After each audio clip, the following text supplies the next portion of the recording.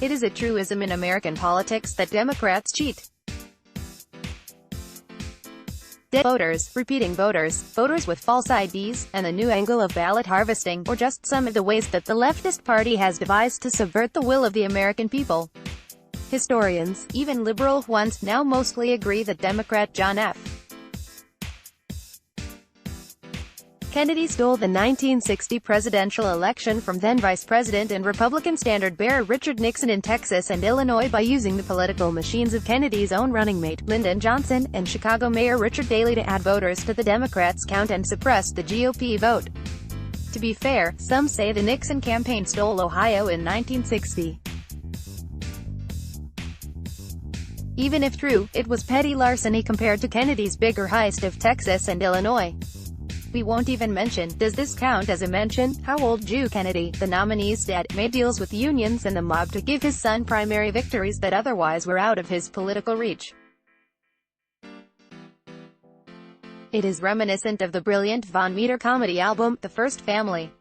The record parodied the Kennedy administration's political tactics by intoning, in a fake public service announcement, "Election day is near. Go to the polls and vote. Vote for the Kennedy of your choice, but vote."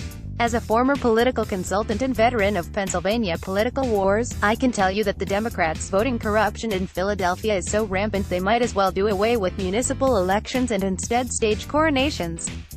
At least that way, it would be less hypocritical. Other counties in Pennsylvania, where there are more deer than people, have similar voting patterns. It's a game Democrats play all over the state, especially if they are the majority party in a county and they are fairly confident of getting away with it. In Wisconsin, however, Judge Paul Malloy is having none of these hijinks. Malloy on January 13 ordered the Wisconsin State Election Commission to purge 209,000 non-residents from its voter rolls. For good measure, he held 3 Democratic election commissioners in contempt of court.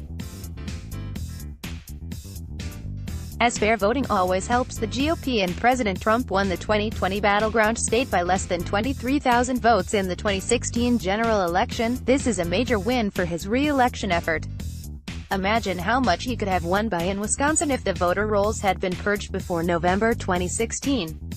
To add pleasure to the decision, most of the out-of-date voter registrations come from heavily Democrat cities and areas with college campuses. What a surprise. This will not be the last shot fired in this fight, as other courts will have their say.